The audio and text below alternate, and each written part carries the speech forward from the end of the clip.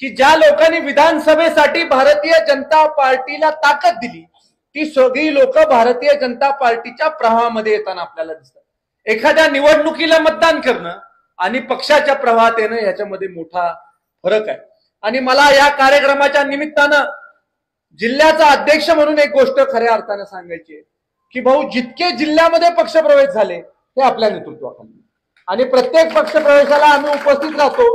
आणि मला आनंद आहे की भाऊंचा प्रत्येक मतदारसंघामध्ये एक वर्ग, एक कार्यकर्त्याचा संच तयार आहे, जो कार्यकर्त्याचा संच इतर पक्षामधून आपल्या भारतीय जनता पार्टीमध्ये येतो। आणि त्यामुळे आदरणीय देवेंद्र फडणवीस साहेबांबरोबर जी बैठक आमची आमदारांची झाली पश्चिम महाराष्ट्रातल्या, त्याच्यामध्ये मी देवेंद्रजींना सांगितलं की आदरणीय भाऊंना विशेष लक्ष या पक्षप्रवेशामध्ये आणि स्थानिक स्वराज्य संस्थांच्या निवडणुकीमध्ये भाऊंनी घालावं आणि त्याला त्यांनी देखील होकार दिला। आणि त्यामुळे असंख्य कार्यकर्ते प्रत्येक मतदारसंघातले जिल्ह्याच्या कानाकोपऱ्यामध्ये आज आपल्या प्रवाहामध्ये येतात। निश्चित स्वरूपी पक्ष बळकट होताना आपल्याला येणाऱ्या काळामध्ये दिसेल। आणि आपल्या सगळ्यांचं जे स्वप्न आहे की सातारा जिल्हा परिषदेचा अध्यक्ष हा भारतीय जनता पार्टीचाच झाला पाहिजे, याच्यासाठीचा प्रयत्न हा निश्चित स्वरूपी आपला राहणार आहे। कराड उत्तर विधानसभा मतदारसंघामध्ये मोठे मोठे नेते आहेत आणि त्यामुळे या सगळ्या नेत्यांचा समन्वय ठेवण्याच्या बाबतीमधली छोटीशी जबाबदारी पहिल्यांदा भाऊंवर आहे आणि नंतर मग छोटं मोठं भाऊंनी सांगितलं तर माझ्यावर देखील आहे।